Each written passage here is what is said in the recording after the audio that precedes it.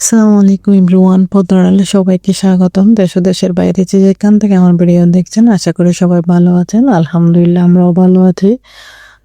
তো আজকের ভিডিওটা হচ্ছে সকালে ঘুম থেকে উঠে হচ্ছে প্রথমে হলে চলে এসেছিলাম, সোফাগুলো অফ ক্যামেরায় গুছিয়ে নিয়েছি। এখন হচ্ছে আমি ছোট ক্লাসের টেবিলটা পরিষ্কার করেছি। গতকালকে এর আগেও 2 দিন পরিষ্কার করা হয়নি, আসলে অনেক ধুলাবালি পড়ে আছে। রমজানের সময় না, সকালটা একটু, যেহেতু নাস্তার কোনো প্রিপারেশন থাকে না, দুপুরের খাবারটা সকালে উঠতে উঠতে প্রায় 10:30-11টা বেজে যায় অনেক সময়। তো উঠে হচ্ছে আগে ঘরের টুকিটাকি কাজগুলো করে ফেলি। ঘর ঝাড়ু দেওয়া, ফার্নিচার একটু মোছা, যা যা করা দরকার, কাটা বাছা ইফতারের জন্য ওগুলো রেডি করে তারপর হচ্ছে গোসল করে নামাজ কোরআন পড়ার জন্য রেডি হয়ে যাই। চেষ্টা করি এই রমজানের মধ্যে প্রতিদিনই যেন কোরআন পড়তে পারি, 1 সিরা 2 সিরা এভাবে করে যেন খতমটা দিতে পারি। সাথে বাচ্চাদেরকেও কোরআন পড়াতে বসাই। ওরাও হচ্ছে সকাল টাইমে পড়তে বসে যায় ঘুম থেকে উঠে। আবার হচ্ছে কেউ কেউ ইফতারের আগে বসে আসরের নামাজ পড়ে। তো আমি হচ্ছে দিয়ে গ্লাসের টেবিলটা ভালো করে ক্লিন করে নিয়েছি। দেখা যায় 1 দিন 2 দিন পরিষ্কার না করলে না, এই জিনিসগুলোতে একদম ধুলাবালি বেশি দেখা যায়। তাই হচ্ছে একটু ভালো করে একদিন পর পর হলো ক্লিন করে নিতে হয়। এখন রমজানের টাইম, সময়েরও অনেক অভাব দেখা যায়। ইফতারের পরে একটু রেস্ট করতে হয়, আবার কিচেনে ধোয়া ফালা কাজের কিন্তু কমতি থাকে না। তো এদিকে আবার তারাবি, এশারের নামাজ এগুলা করতে করতে প্রায় 10:30 বেজে যায়। তো আবার চেহারের জন্য ভাত রান্না করে তারপর শুতে যেতে হয়। এভাবে আর কি চলতেছে রমজানের সময়গুলা। তো কথা বলতে বলতে না, ডাইনিং টেবিলটা আমি সবকিছু নিয়ে পরিষ্কার করে নিচ্ছি। আসলে ইফতারে পরে একবার ক্লিন করা হয়, তারপর হচ্ছে সেহরির পরে তেমন একটা ক্লিন করা হয় না।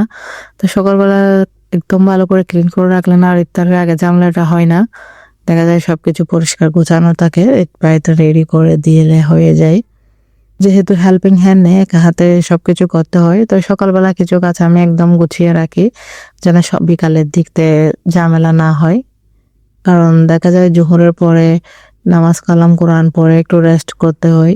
তো আমি আসরের নামাজ পড়েই একদম কিচেনে আসি ইফতারটা রেডি করার জন্য, এর আগে আসা হয় না।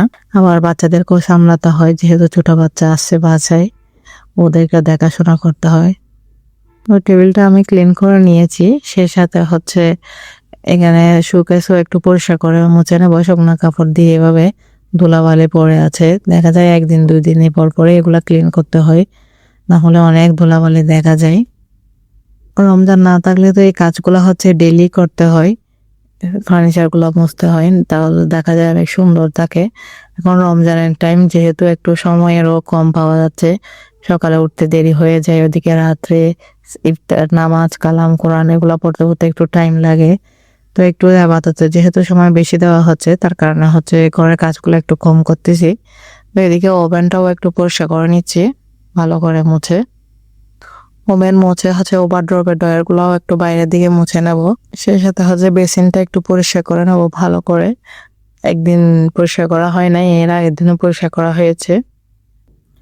বেসিন বলেন সিঙ্ক বলেন, আসলে এগুলো ময়লা হয়ে থাকলে ভালো লাগে না একদম দেখতে, যেহেতু বাচ্চারা হাত ধুয়ে সব সময়। তো আমি হচ্ছে ভালো করে ডোলে একদম পরিষ্কার করে দিচ্ছি স্পঞ্জ দিয়ে। সিটটাও ভালো করে একদম পরিষ্কার করে নিয়েছি, সেই সাথে গ্লাসও পরিষ্কার করে নিয়েছি, কারণ দেখা যায় এগুলোতে ধুলা জমে যায়। বেসিন হচ্ছে আমি পরিষ্কার করে নিয়েছি ভালো করে, মাঝে উপরে নিচে পানি দিয়ে। এখন হচ্ছে বেসিনে আমি প্ল্যান্টটা রেখে দিচ্ছি। আসলে এগুলো হচ্ছে রিয়েল না, এমনি বহু সৌন্দর্যের জন্য। সে সাথে হচ্ছে এখানে ব্রাশ ফেস ওয়াশটা রাখতেছি, সেটা হচ্ছে হাতের তাওয়ালটা দিয়ে দিচ্ছি। এগুলা হচ্ছে সপ্তাহে বা 15 দিনে 2-1টা তাওয়াল রাখতে হয়, বাচ্চারা দেখা যায় 2 দিন 3 দিনের ভিতরে ময়লা করে ফেলে। তো আমার হচ্ছে বেসিন পরিষ্কার করা হয়েছে গ্লাস সহ, একদম দেখতে অনেক সুন্দর লাগতেছে মাশাআল্লাহ। আসলে পরিষ্কার থাকলে না অনেক ভালো লাগে বেসিন এরিয়াটা। আমার বেসিনের পাশে হচ্ছে বাথরুমের দরজা, যার কারণে হচ্ছে কোনো কিছু রাখতে পারি না ওই জায়গাতে। এটা হচ্ছে কিচেনে চলে এসেছে কাজ করার জন্য। এখন হচ্ছে এখানে পানির পিরিয়ডটা নিয়ে এসেছিলাম এই যে লাগানোর জন্য কিচেনে। আসলে অনেক ভালো কাজ করে, চাইলে আপনারা সবাই ইউজ করতে পারেন। পানি একদম ক্লিন হয়ে আসে। অনেক সময় দেখা যায় না পানিতে ময়লা আসে, বা একদম লাল লাল আয়রন পানি, যেগুলোতে আয়রন থাকে পানিগুলো একটু লাল দেখা যায়। একদম অনেক পরিষ্কার হয়ে পানিগুলো পড়তেছে ফিল্টারের মতো। তো আমি হচ্ছে এনে লাগিয়ে নিয়েছিলাম। টিকটক এবং ভাইরাল দেখা যাচ্ছে এই জিনিসটা ট্রেন্ডিংয়ে।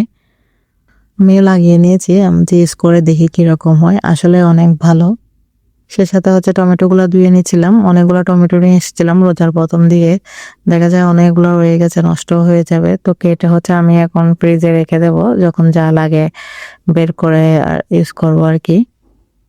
তো আজকে ইফতারিতে হচ্ছে বিফ তেহেরি বানাচ্ছি বাচ্চাদের পছন্দের, যেহেতু ভাজা পোড়া 2-3 দিন খাওয়া হয়ে গেছে। তো এখন হচ্ছে আমি বিফ তেহেরিটা বানিয়ে নিব। পেঁয়াজ রসুন আদা সবগুলো কষিয়ে নিচ্ছি, সে সাথে গরুর মাংসটা দিয়ে দিচ্ছি, ধুয়ে আগে থেকে রেডি করে রেখেছিলাম। এখন হচ্ছে আধা ঘন্টার জন্য রেখে দেব, যেন মাংস ভালো করে কষে আসে। মাংস কষানো হয়ে গেছে, এখন হচ্ছে আমি দিয়ে দিচ্ছি টক দই। টক দই দিলে না আমার ভালো লাগে, তেহেরি বলেন বিরিয়ানিতেও। সে সাথে দিচ্ছি তেহেরি মশলা, দিয়ে ভালো করে নেড়ে ছেড়ে দিয়ে ঢাকনা দিয়ে গুঁড়ে দেবো। আমার চুলায় হচ্ছে আমি এদিকে ডিম সিদ্ধ করতে দিয়েছি তেহেরির সাথে খাওয়ার জন্য। তো আমি হচ্ছে বেসিনে চাউলগুলো দিয়ে নেব, চিনি গুঁড়া চাউল। মাংস প্রায় রেডি হয়ে এসেছে, এখন হচ্ছে চিনি গুঁড়া চাউলগুলো আমি দিয়ে দিচ্ছি। আসলে ইফতারিতে বিভিন্ন আইটেমের ভাজা পোড়া খেতে খেতে না ভালো লাগতেছে না, যে আজকে হচ্ছে তাই বিফ তেহেরিটা বানাচ্ছি। নেড়ে ছেড়ে এখন হচ্ছে আমি ঢাকনা দিয়ে গুঁড়ে দেবো যেন হয়ে আসে। এদিকে হচ্ছে সালাদ বানিয়ে নিচ্ছিলাম খাওয়ার জন্য, সাথে টমেটো আগে থেকে কেটে নিয়েছি, পেঁয়াজ এখন হচ্ছে শসাগুলো কেটে নিয়েছি কুচি কুচি করে।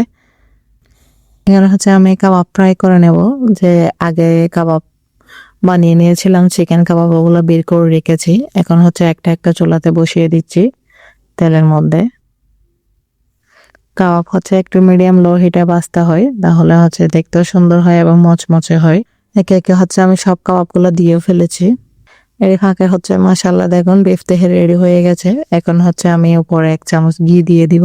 ঘি দিলে না আসলে অথেন্টিক একটা ফ্লেভার পাওয়া যায়, খেতেও অনেক ভালো লাগে। ঘিয়ের দারুণ একটা ফ্লেভার পাওয়া যায়। সেই সাথে হচ্ছে আমার চিকেন কাবাবগুলো হয়ে এসেছে, এখন হচ্ছে প্লেটে নিয়ে নিব আমি। ইফতারিটা রেডি করে ফেলবো।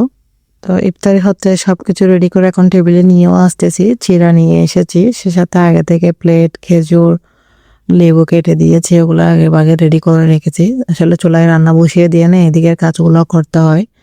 তো সালাদও রেডি করে নিয়ে এসেছি। এখানে হচ্ছে ডিম সিদ্ধ করে নিয়েছিলাম, এগুলো হচ্ছে কেটে নিয়েছি, সে সাথে চিকেন কাবাব নিয়ে এসেছি। এখন হচ্ছে বিফ তেহেরিটাও নিয়ে আসবো। তো আজকের ভিডিওটা এইটুকুই। যদি ভালো লাগে একটা লাইক এবং সাবস্ক্রাইব করবেন, বেল বাটন অন করে রাখবেন, পরবর্তী ভিডিও দেওয়ার সাথে সাথে যেন নোটিফিকেশন পৌঁছে যায়।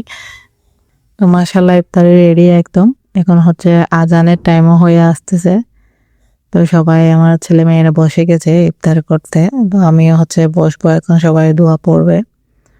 তো অলরেডি আজান দিচ্ছে, সবাই খেজুর নিচ্ছে। ভালো থাকবেন, সুস্থ থাকবেন, আল্লাহ হাফেজ।